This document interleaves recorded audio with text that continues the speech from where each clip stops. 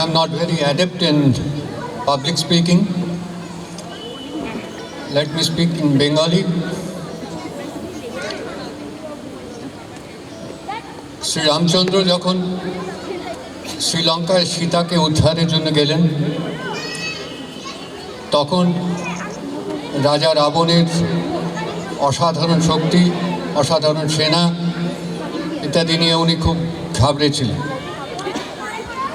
তার মন্ত্রণাদাতা ছিলেন রাজা সুমন্ত্র।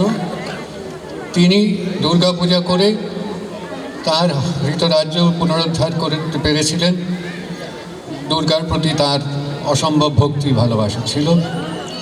সেজন্য উনি শ্রীরামচন্দ্রকে বলেন যে আপনি দুর্গার পূজা করুন, তার আশীর্বাদে আপনার সমস্ত কার্য সিদ্ধ হবে।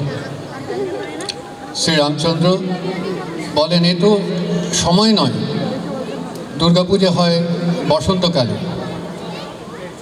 সুমন্ত্র বসন্তকালে দুর্গাপূজা করতেন, কিন্তু উনি বলেন রামচন্দ্র অকাল বোধন করতে পারে।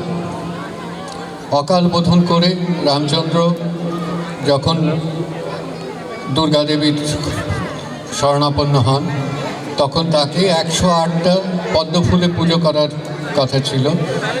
107টা ফুলের পরে যখন দেখা গেল অন্তিম ফুলটা জোগাড় করতে পারা যায়নি, তখন রামচন্দ্র, যার নাম ছিল রাজীব লোচন, তিনি তার চোখকে উৎসর্গ করতে অ্যাটেম্প্ট নিলেন, চেষ্টা করলেন।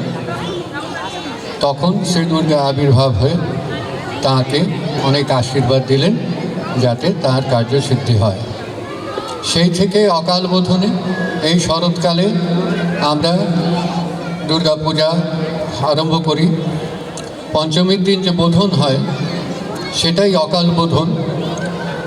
অন্য দুর্গাপূজা যেটা চৈত্র মাসে হয়, বাসন্তী পূজা এখন নাম হয়েছে, সে বাসন্তী পূজাতে এই বোধনটা হয় না।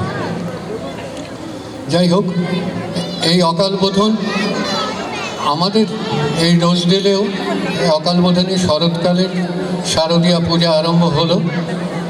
রামচন্দ্র যেরকম দেবী দুর্গাকে পেয়েছিলেন সমস্ত বিঘ্নহর্তা হিসেবে, তার আশীর্বাদ পেয়েছিলেন, সমস্ত কষ্ট দুঃখ যুদ্ধ জয় করে তিনি স্ত্রীকে ফিরিয়ে আনতে পেরেছিলেন। সমস্ত অন্যায়, সমস্ত আসরিক প্রবৃত্তির এগেনস্টে যে শুভের জয়,